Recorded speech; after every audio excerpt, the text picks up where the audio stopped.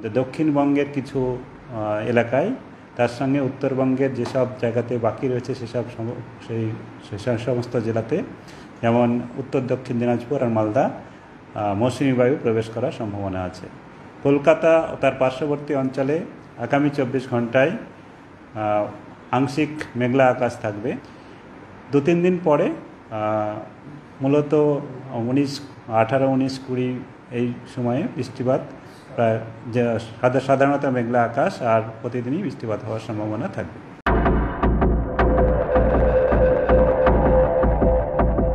উত্তরবঙ্গে আমাদের সর্বত্রই বৃষ্টিপাতের সম্ভাবনা আছে আগামী 5 দিনেই, হালকা থেকে মাঝারি, আর ভারী থেকে অতি ভারী বৃষ্টিপাতের সম্ভাবনাও থাকছে কিছু জায়গায়।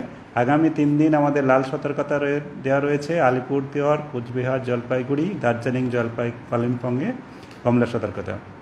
এখানে ভারী বৃষ্টিপাত, আর আলিপুরদুয়ার, কোচবিহার, জলপাইগুড়িতে ভারী থেকে অতি ভারী বৃষ্টিপাত হওয়ার সম্ভাবনা আছে। এর প্রভাবে আমরা বলেছি যে আপনার ল্যান্ডস্লাইড, তারপরে জলস্তর বাড়তে পারে ওখানকার সমস্ত নদীতেই। এই ওয়েদারটা এখন আপনার কন্টিনিউ করবে, যেটা উত্তরবঙ্গে চলছে, এটা কন্টিনিউ করবে আগামী 3 দিন পর্যন্ত তো রয়েছে।